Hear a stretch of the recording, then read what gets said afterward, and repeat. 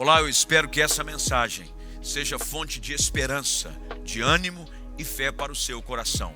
Mas antes, eu quero te fazer um convite muito especial para você inscrever-se no canal e ativar as notificações. Isso vai nos ajudar e muito a espalhar ainda mais as boas novas de salvação no Evangelho de Jesus Cristo. Pegue a sua Bíblia, por favor. Abra comigo no Evangelho segundo escreveu Lucas, capítulo 16. Lucas, capítulo 16. Nós vamos ler a partir do verso 1, que traz as seguintes palavras. Jesus contou a seguinte história a seus discípulos. Um homem rico tinha um administrador que cuidava de seus negócios. Certo dia, foram lhe contar que esse administrador estava desperdiçando o seu dinheiro. Então mandou chamá-lo e disse: o que é isso que ouço a seu respeito? Preste contas de sua administração, pois não podes mais permanecer neste cargo. O administrador pensou consigo: e agora? Meu patrão vai me demitir. Não tenho força para trabalhar no campo e sou orgulhoso demais para mendigar. Já sei como garantir as pessoas que me recebam em suas casas quando eu for despedido. Então ele convocou todos que deviam dinheiro a seu patrão. Perguntou ao primeiro: quanto você deve ao meu patrão? O homem respondeu: devo 100 tonéis de azeite. Então o administrador lhe disse: pegue depressa a sua conta e mude-a para 50 tonéis. E quanto a você, deve a meu patrão? Perguntou ao segundo: devo 100 cestos grandes de trigo. Respondeu ele. E o administrador disse: tome sua conta e mude-a para 80 cestos. O patrão elogiou o administrador desonesto por sua astúcia. E é verdade que os filhos deste mundo são mais astutos ao lidar com o mundo ao redor que os filhos da luz. Esta é a lição. Usem a riqueza deste mundo para fazer amigos. Assim, quando suas posses se extinguirem, eles o receberão num lar eterno. Se forem fiéis nas pequenas coisas, também o serão nas grandes. Mas se forem desonestos nas pequenas coisas, também o serão nas maiores. E se vocês não são confiáveis ao lidar com a riqueza injusta deste mundo, quem lhes confiará a verdadeira riqueza? E se não são fiéis com os bens dos outros, por que alguém lhes confiaria o que é de vocês? Ninguém pode servir a dois senhores, pois odiará um e amará o outro. Será dedicado a um e desprezará o outro. Vocês não podem servir a Deus e ao dinheiro. Nós temos falado aqui às terças-feiras sobre o que fazer diante das crises da vida. Não sei quem tem estado desde que começamos a abordar esse tema. Falamos sobre as crises na família. Falamos semana passada sobre como lidar com as crises emocionais. Foi uma bênção. Tenho recebido quase que diariamente citações, comentários de pessoas que disseram: pastor, foi um divisor de águas na minha vida, obrigado por abrir os meus olhos, obrigado pela palavra, e essa é a ação do Espírito Santo em trazer entendimento ao nosso coração. Mas nós temos que entender também que uma das questões que envolvem razões de crise na nossa vida é também a forma como nós lidamos com as finanças. Quase que todo mundo aqui, em algum momento da sua vida, já teve que lidar com crises financeiras. Esse é um problema que todos nós lidamos com ele em um momento ou em outro. Cada um na sua proporção, não importa o quanto você tenha, não importa se é muito ou se é pouco. A proporção da crise ela vai sempre vir de acordo com a sua realidade. Mas o fato é de que Por mais surpreendente que seja, o próprio Senhor Jesus fala mais sobre dinheiro durante todo o seu ministério público do que qualquer outro assunto. Porque Jesus sempre lidou com a realidade da vida da pessoa. Jesus nunca trouxe um ministério, um evangelho de utopia, fora da realidade. Jesus falava e trazia, de acordo com as suas palavras, respostas para os problemas da nossa vida. Para você ter uma ideia, 1/6 dos evangelhos de Mateus, de Marcos e Lucas, 1/6, trata só de dinheiro. E se você pegar das 38 parábolas, 12 delas são sobre dinheiro. 12 das 38. Por que Jesus faz isso? Bem, sabemos de que um homem, qualquer pessoa, homem aqui não na questão do gênero, mas de humanidade, vai gastar 50% do seu tempo, da sua vida adulta, lidando com questões relacionadas a dinheiro. Como ganhar, como guardar, como gastar. Alguns não necessariamente nessa ordem. Alguns mais em gastar do que como guardar. E Jesus agora, nessa parábola, essa é uma parábola contada por Jesus. Ele usa a figura da forma como as pessoas administram recursos materiais no mundo. Todos os personagens desta parábola são personagens iníquos. Nenhum deles é de referencial a ser seguido. Tanto é que Jesus usa essa expressão de que os filhos das trevas são mais sábios do que os filhos da luz na administração desses recursos. Portanto, tanto o administrador, que em algumas versões é chamado de mordomo, como aquele que era o senhor de todos os bens que ele administrava, eram iníquos. Como é que a gente sabe isso? É muito simples. Quando o administrador infiel usa de uma astúcia, e eu vou falar sobre ela já já, o dono, o senhor de todas as coisas, ele o elogia. E só elogia um ato de iniquidade quem é iníquo. Você nunca vai elogiar um ato de desonestidade se você é honesto. Você nunca vai dizer, muito bem feito, você tem enganado aquela pessoa, se você é uma pessoa correta.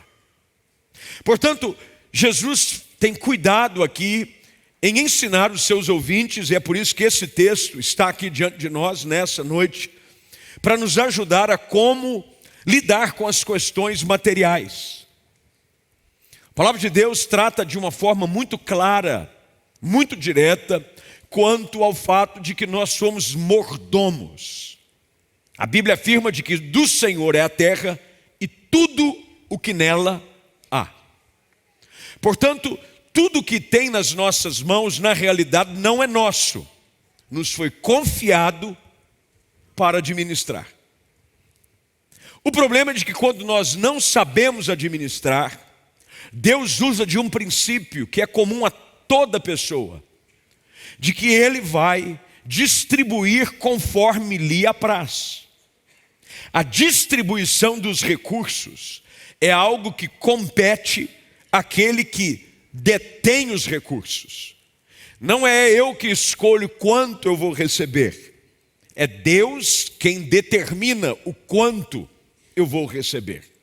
Mas, preste bem atenção, é daqui que eu quero partir. A forma como eu lidou com aquilo que Deus deposita nas minhas mãos é que vai ser o fator de medição se eu sou digno ou não de receber mais da parte de Deus. O fato é de que nós precisamos estar cientes de que Deus observa claramente como nós lidamos com as nossas finanças. Dinheiro é um assunto altamente espiritual. Tem um livro escrito por um homem que revolucionou o avanço do evangelho no Brasil, principalmente na década de 70 e 80. Ele foi bispo da igreja de Nova Vida, chamado Roberto McAllister. Ele era um canadense, mas que também tinha residência nos Estados Unidos e começou um ministério no Rio de Janeiro, o qual influenciou muita gente. E ele escreveu um livro que é um clássico, é um livro fininho, difícil de achar, porque ele estava esgotado há algum tempo, cujo título é exatamente esse: Dinheiro, um assunto altamente espiritual. Ele é espiritual porque o próprio Senhor Jesus diz que o dinheiro, ele pode exercer um tipo de domínio sobre a vida daqueles que se colocam sobre o seu jugo. Ao contrário do que muita gente acha, e Paulo escreve isso a esclarecer a Timóteo, o problema não é o dinheiro, o problema é o amor ao dinheiro. E quando nós nos apegamos ao dinheiro, quando nós amamos o dinheiro, mais do que as coisas de Deus, mais do que a sua palavra, mais do que priorizar a palavra de Deus, nós priorizamos aquilo que nos satisfaz materialmente, nós começamos a entrar numa queda cada vez mais abrupta, que vai nos levar a uma vida financeira muito aquém daquilo que Deus tem para nós. Preste atenção no que eu vou te dizer. O desejo do Senhor não é que todos fiquemos ricos. Tire isso da sua cabeça. Deus quer que enriqueça. Primeiro porque Deus tem juízo. Deus sabe que se botar muito dinheiro na sua mão, você se acaba. Deus conhece você. Até porque com pouco que Ele já tem colocado, você já tem se acabado. E se Ele colocar mais, você acaba geral. Deus é um Pai cuidadoso. Deus sabe, Deus nos conhece. Deus coloca nas nossas mãos, é por isso que na parábola dos talentos, a um Ele entrega 5, a outro Ele entrega 2, e a um Ele entrega 1. Por quê? Você acha que Deus fez o quê? Unidunité? Não, vamos lá, tirar sorteio, palito. Quem tirar o palitinho menor, ganha 1. Quem tirar o palitinho maior, tira. Não. Deus distribui os recursos de acordo com a nossa capacidade de administrar. Aí você diz, não, peraí. Isso quer dizer então, de que se eu não sei administrar, Deus nunca vai me dar nada? Aí é que está a chave que eu quero te ensinar hoje à noite. O fato é que você pode melhorar. E na medida que você vai aprendendo a administrar, mais Deus vai te confiar. É esse o sentido aqui que Jesus explica agora dentro dessa parábola. Esse administrador infiel, ele havia tido sobre si a responsabilidade de cuidar dos recursos do seu patrão. Mas olha o que a Bíblia diz, com a Bíblia aberta, por favor. Esse administrador, verso de número 1, lá no finalzinho, ele estava desperdiçando o seu dinheiro. Deixa eu fazer uma pergunta para você assim, direta. Se você tem um recurso, vamos usar aqui um valor só de referência. Se você tem R$1.000, R$1.000 é seu R$1.000. Aí vamos supor que você dá na mão de uma pessoa qualquer, R$1.000, você põe R$1.000 na mão dela, para ela cuidar, para ela administrar. É isso que os bancos fazem, é isso que as bolsas fazem. Você pega um dinheiro, é um dinheiro seu, você coloca numa instituição financeira para ela fazer o quê? O que você espera ao colocar esse valor lá? Bom recurso, que aumente, que dê lucro. Agora, se essa pessoa que você pegou R$1.000, quando você olha, está desperdiçando o seu dinheiro, você vai continuar investindo ali? Não, vamos ser, responde, gente. Mas só se for louco. O problema é que a gente usa esse raciocínio para nós e não entendemos de que essa regra, quem estabeleceu foi Deus. O problema nosso é que nós desperdiçamos de uma forma totalmente irresponsável aquilo que Deus coloca nas nossas mãos. Gastamos para satisfazer a nossa vaidade, Gastamos com coisas para agradar pessoas que nem gostam de você. Você compra algo que não precisa, movido pela pressão, pela situação de coisas, simplesmente pelo seu ego, mas você falha em cumprir um princípio básico, de que é prestar contas àquele que te confiou esse recurso. Uma das coisas que a gente vai encontrar, e esse é um princípio que vem muito antes desse texto, é um princípio que rege a cultura judaico-cristã, é a maneira como você deve lidar com os recursos que vêm às suas mãos. E Jesus olha para isso. Cada uma dessas práticas precisam ser trabalhadas. E se você quiser aprender a vencer as crises financeiras da sua vida, deixa eu te dizer algo, até para que você abra os teus olhos. Não vai ser com oração. Você pode vir orar aqui o quanto você quiser. Pastor, eu estou passando uma crise financeira. Ora por mim, eu posso orar. Pastor, eu estou passando uma crise financeira, eu vivo quebrando, eu vivo enrolado, eu vivo devendo cartão de crédito, eu vivo que vender coisa minha para pagar a conta. O senhor não podia ungir? Posso ungir você o quanto você quiser, você vai ficar lubrificado, vai ficar uma maravilha. Você não vai ter problema de pele, sua pele vai ficar lisinha de tanta unção que você tem. Mas isso não vai mudar nada, porque é uma questão de atitude, de postura. As coisas relacionadas à vida financeira, elas dependem de uma postura diferente. É por isso que tem muita gente que quando se converte, tem uma dificuldade ainda de entender como deve lidar ou como administrar os recursos que Deus colocou nas suas mãos. Você já percebeu de que uma das coisas que mais são atacadas, e eu posso falar isso aqui de uma forma muito transparente, olhando no olho de quem eu precisar olhar, porque nós somos uma igreja que está nessa cidade já há mais de 6 décadas, e transparente no que faz, não temos apelo. Você vem aqui toda semana, aqui ninguém faz ameaça, aqui ninguém faz apelo financeiro, ninguém faz nada disso. A gente diz, você tem a oportunidade de entregar o seu dízimo e a sua oferta, contribuir com o avanço do reino de Deus. Só que o fato é que muitas pessoas não entendem de que essa sua atitude, agora que você faz parte do reino de Deus, é que vai também liberar novas portas para novos posicionamentos da sua vida financeira. Somos atacados sempre quando está alguma coisa relacionada à forma como você administra os seus recursos, com o seu dízimo, com a sua oferta. Você já percebeu que ninguém ataca? Tem uma igreja que está orando pelas pessoas. Mas quando vai contribuir, fala, tem uma igreja que está falando para o povo, dar uma oferta, entregar o seu dízimo. Sabe por quê?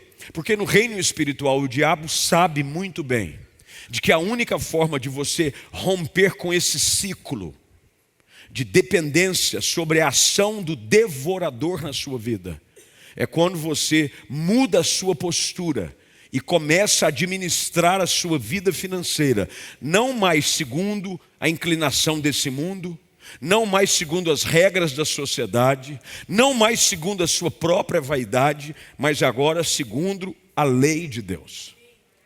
Eu fui criado dentro da igreja, mas eu preciso dizer para você, durante muito tempo na minha vida, eu comecei a trabalhar muito cedo, porque meu pai lá em casa não deu mole para ninguém.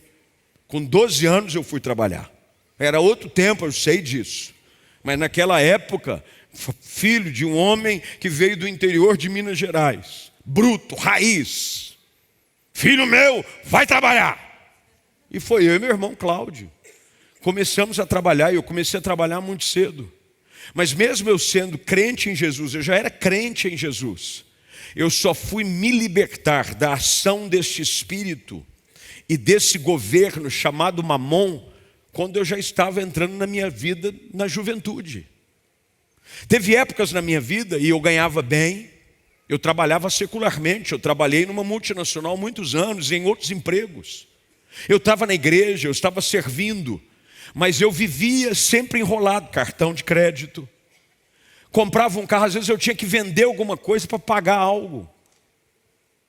Isso quer dizer de que Deus não queria me abençoar? É claro que Ele queria me abençoar. Porque a bênção de Deus, ela é completa. Mas Deus exige de nós uma postura adequada com a sua lei. E eu não entendia isso. Eu falhava em ser uma pessoa generosa, em ofertar com alegria, falhava em trazer o meu dízimo em dia, eu falhava. Eu não tenho vergonha de dizer isso. Até que o dia eu entendi esse princípio. E eu comecei a praticá-lo segundo essa regra. Olha o que Jesus diz para a gente já começar a caminhar para direcionar para a aplicação dessa palavra. Verso de número 10. Se forem fiéis nas pequenas coisas, também serão nas grandes. Deus prova a nossa fidelidade para vencermos crises financeiras com o pouco que Ele coloca na nossa mão. Se você não souber ser grato e fiel a Deus, com o pouco salário que você recebe, com a ajuda que você recebe, você nunca vai ser fiel quando estiver recebendo mais. Porque você está preso a uma cifra e não a um princípio.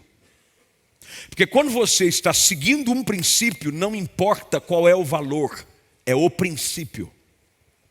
Porque depois você fala, não, eu dava, mas era pouco, agora é muito, hein? Você faz as contas e diz, enquanto era pouquinho até que era dar, mas agora... Jesus diz, se você não for fiel nas pequenas coisas. Olha o que a Bíblia diz, eu gosto da Nova Versão Transformadora, ela diz assim, se você forem desonestos nas pequenas coisas. Nós somos, por vezes, nas nossas formas de agir, com os recursos que recebemos, desonestos com Deus.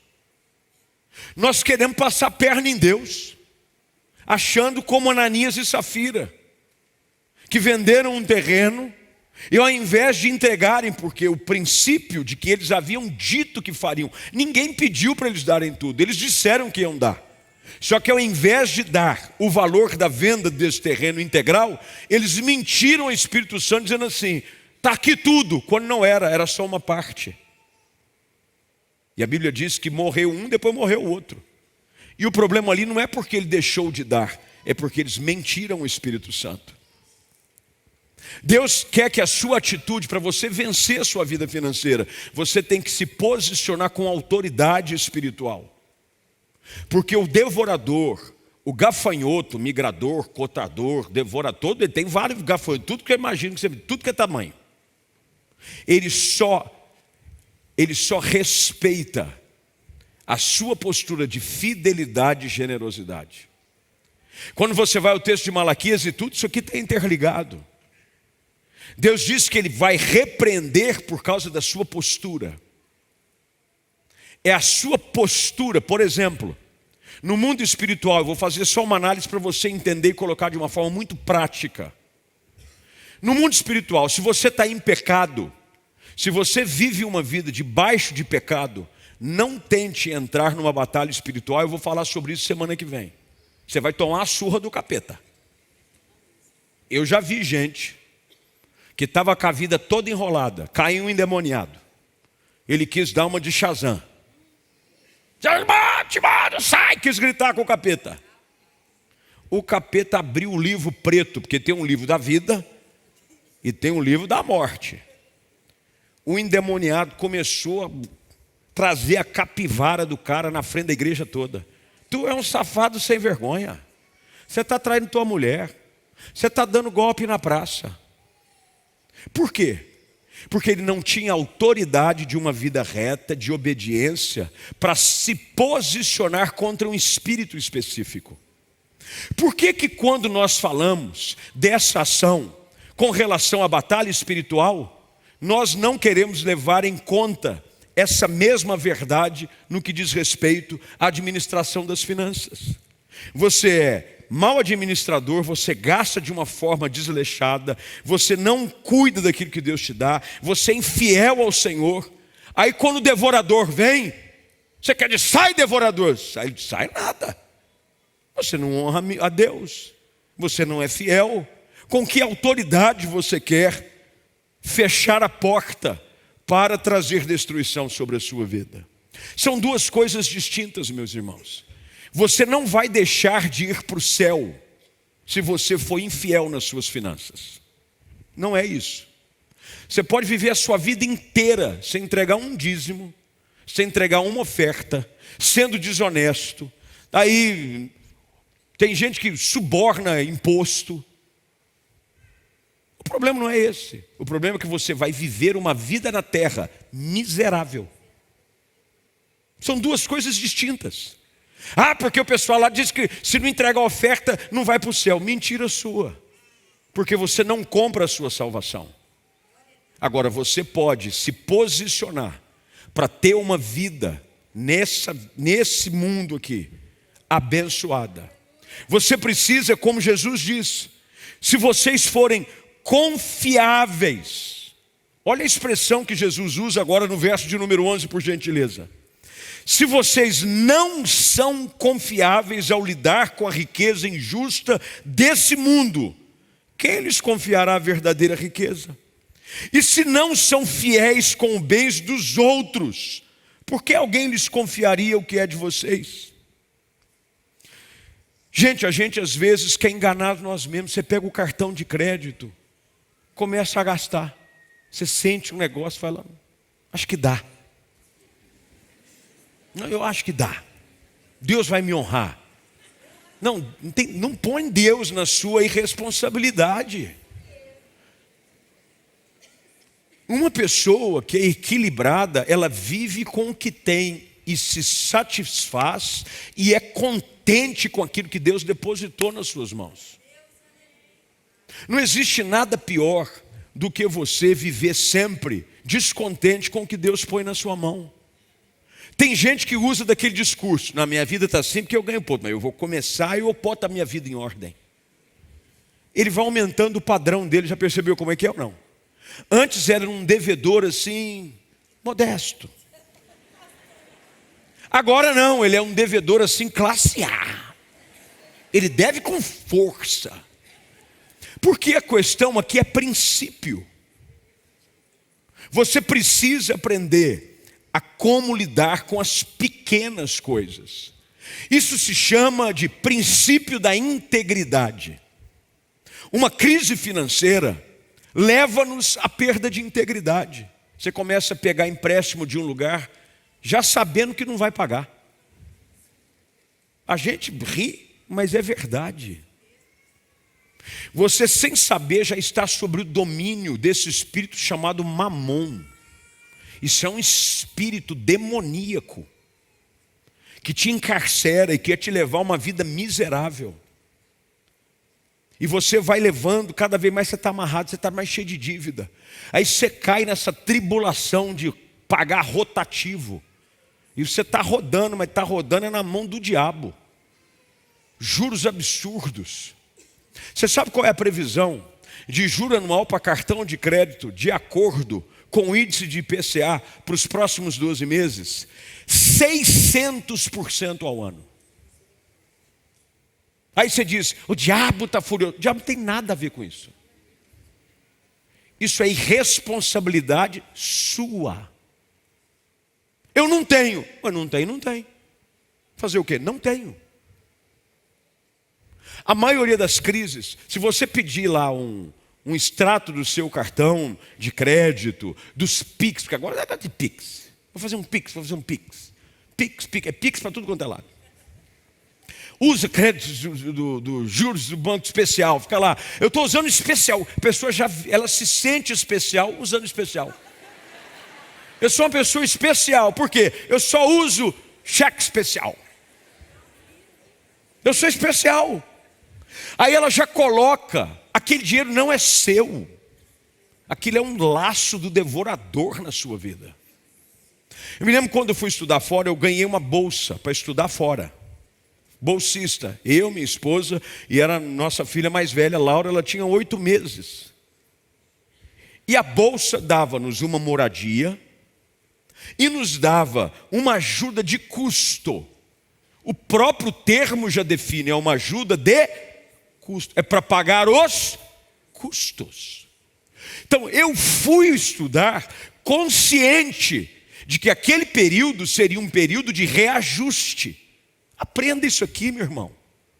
Quem precisa se adaptar à realidade financeira é você. Vai ter período em que você vai poder colher mais, mas vai ter período que você vai ter que aprender a se contentar com o pouco. E nós fomos. Eu usei já essa ilustração algumas vezes, que minha esposa, coitada, a gente ia, eu quase que virei um frango, de tanto frango que eu comi, só tinha frango, porque o frango era o mais barato. Eu tinha vontade de comer uma carne? Tinha. Comer assim um filé, uma picanha. Eu tinha vontade.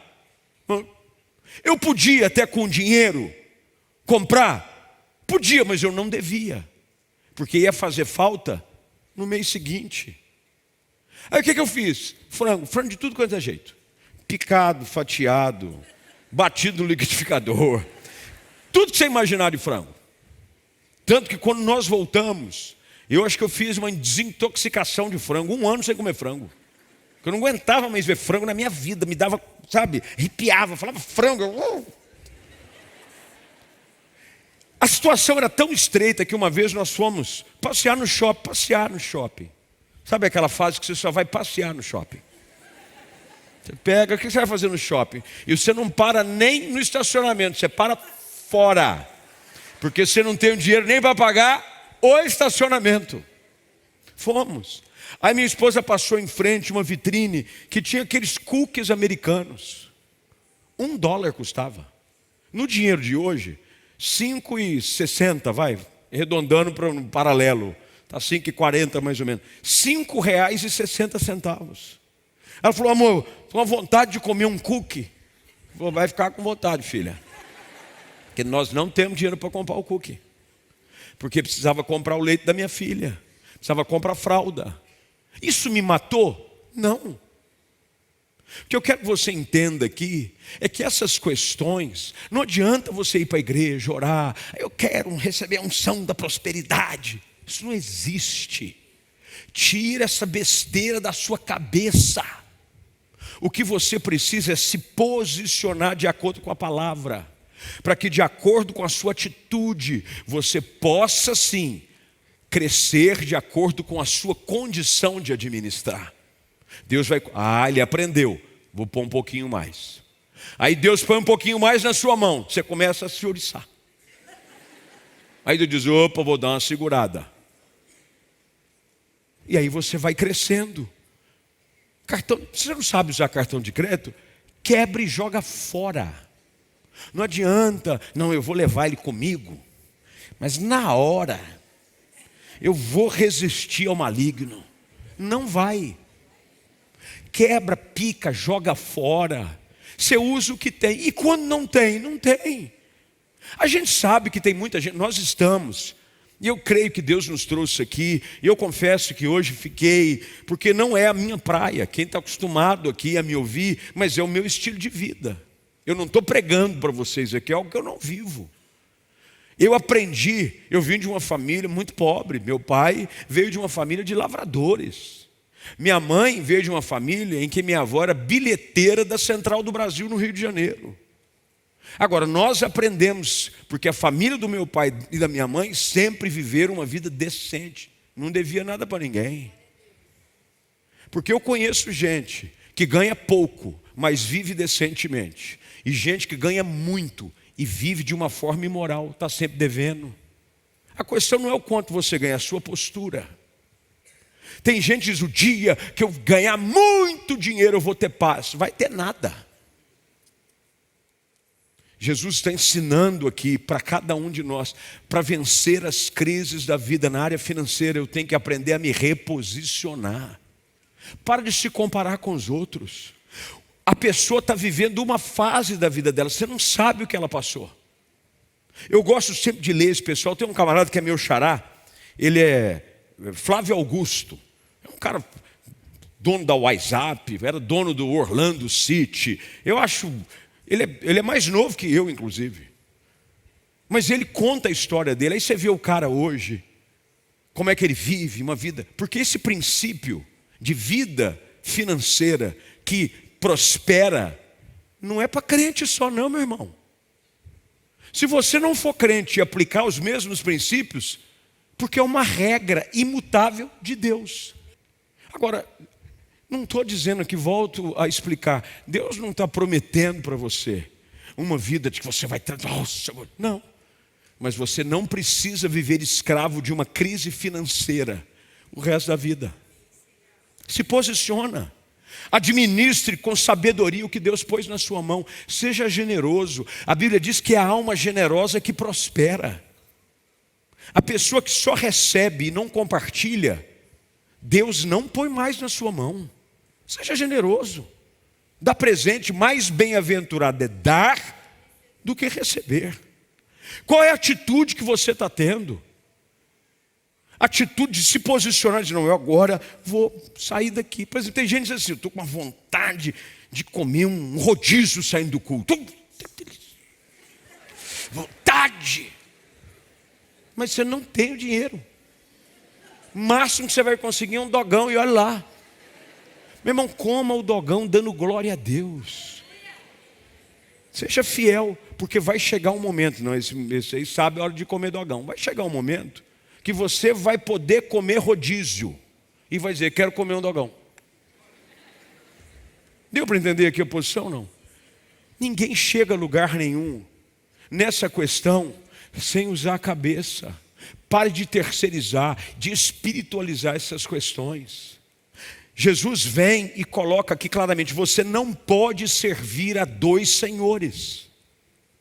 Enquanto o dinheiro for aquele que vai dar ordem sobre a sua vida, as suas prioridades, os seus valores, você está ainda debaixo de um jugo de servidão. Você precisa se converter. E a última coisa que converte na vida de uma pessoa é o bolso dela. Primeiro é o coração. Ele se converte, ele vem e chora. Se quebranta.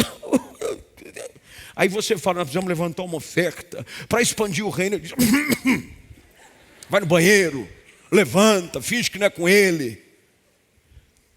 Você precisa entender de que a vida que Deus tem para nós é uma vida que envolve uma totalidade. Deus quer você abençoado, mas Deus te deu. Sabe esse negocinho que você tem em cima do corpo? É cabeça. Quem tem cabeça aí, levanta a mão. Os mulas sem cabeça, está repreendido. Deus te deu a capacidade de raciocinar. E outra coisa, se eu não sei administrar casais, às vezes um é desmiolado. E nem sempre é um sexo ou o outro. Eu conheço casais em que o marido é inconsequente e a mulher é consciente. Quem é que tem que administrar? Ela. Porque você não tem juízo. Mas também tem umas irmãs que não dá para ajudar. Elas disfarçam, compram as coisas, deixam escondidas no porta-mala. É ou não é? Não pode. Então tem que haver. Amor, ela aparece do nada. Nossa, amor, sapato novo. Faz tempo. Já ouviram essa não? Ou é só lá em casa? Faz tempo isso aqui. Você não tinha visto ainda? Não, mas eu consegui. Paguei em 10 vezes. Sem juros, hein? Mas você vai pagar. Se você não sabe administrar, encoste em quem sabe. Você sabia que tem um ministério aqui na igreja chamado Crown, que é coroa, que é um ministério que ajuda você a como administrar finanças segundo a palavra de Deus. Procure informações, deve ter no aplicativo da igreja, tem? No app da igreja, vai lá e procura Ministérios Crown. Faça a sua inscrição. Você não sabe. Você não é obrigado a saber tudo. Mas se você reconhece que não sabe, a tua obrigação é aprender. É aprender.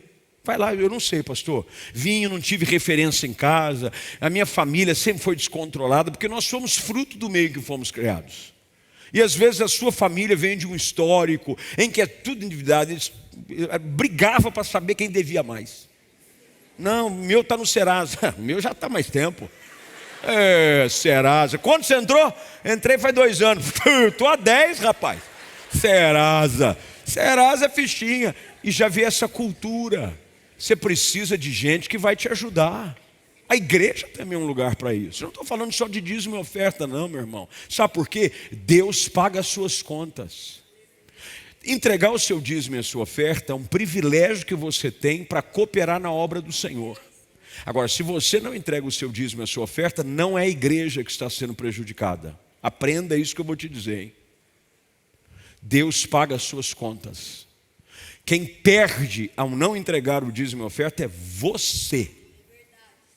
Deus paga as suas coisas. Eu tenho experiências no meu ministério. Se eu fosse contar aqui nessa área, passaríamos a noite falando de situações onde tinha um recurso e Deus mandava gente que nem crente era pagar a conta, dava uma oferta, porque Deus paga as suas contas. Agora Deus nos dá o privilégio de provar o nosso coração. Então você precisa assumir uma postura diferente. Porque não adianta você vir aqui terça-feira, a gente ora, o leão ruge, vai para lá, gato para cima, abre o céu, e você sai daqui sempre desesperado. Tem gente que quando vai chegar a fatura do cartão de crédito, ele entra em crise. Eu não sei o que eu faço, entra em desespero, não vou abrir, não vou nem abrir. Conhece gente assim ou não? Eu não vou nem abrir porque sei lá o que tem disso aí, o que tem ali. É atos da sua inconsequência e falta de juízo. Porque não pense você, eu vou orar, Deus vai zerar o meu cartão. Não vai. Não vai zerar, teu nome não vai desaparecer do nada do Serasa. Não vai vir lá um bug internacional que zera todas as dívidas. Não tem. Você tem que aprender a vencer a sua crise financeira com uma postura diferente. Nós não queremos apenas que você viva uma vida com a expectativa da eternidade. Deus quer que você viva uma vida abundante aqui na terra. E volto a dizer, não é que você vai, agora todos os crentes da Central milionária, hein? Pode ser, amém? Mas se não for, o que Deus pôr na sua mão, glória a Jesus. Aí você vai aprender, aí Deus vai dizer, opa, esse camarada sabe compartilhar. Ele põe na sua mão. Quando Paulo escreve a segunda carta aos Coríntios, capítulo 9, ele diz assim, ele dá semente ao que semeia. Então, quanto mais você compartilha, mais Deus te dá. Quanto mais generoso você é, mais Deus põe na sua mão. Deus se alegra com o coração daquele que olha para o pobre, para o necessitado, com um olhar de misericórdia. Agora você só olha para você só pensa em você, você só fica guardando dinheiro. Você pode guardar um dinheiro, mas quando surgir uma necessidade, olhe com misericórdia. E você não precisa só entregar aqui na igreja, você pode socorrer alguém fora, e o que tua mão faz, a outra não precisa saber. Socorre alguém. Você sabe o que aconteceu aqui domingo? Meu pai disse para mim hoje, ele passou aqui à tarde, que nós fizemos o apelo para esse almoço da Paella Caipira. Foi feito domingo de manhã um apelo, se você quiser comprar uma pessoa que não é membro aqui da igreja, que veio a primeira vez num culto. Primeira vez. Eu quero 10 convites. Eu vou dar para umas pessoas aí, R$1.200. Comprou os convites. Aí falou assim, agora você pega o valor dos convites e multiplica por 10. R$12.000. Passa aí no cartão, no débito, que é para ajudar a instituição. Nós não sabemos nem quem é. Mas se ele, pode ter certeza, para o cara comprar 10 convites e dar 12 contos no débito,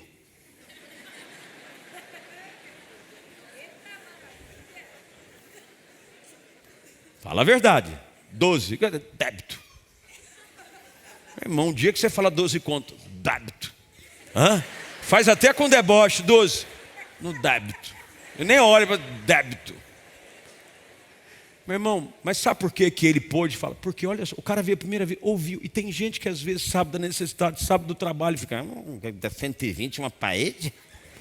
Que parede miserável é essa? Que é isso? Misericórdia, 120 conto uma parede? Credo, Jesus. Ainda vai lá, almoça, fala que é de graça e leva uma marmita ainda. Vou levar. Porque por 120 conto tem que ter direito a levar uma marmitex. Aí não prospera. Deu para entender o coração. Se você quiser vencer a crise financeira, você precisa arrumar essas coisas na sua alma.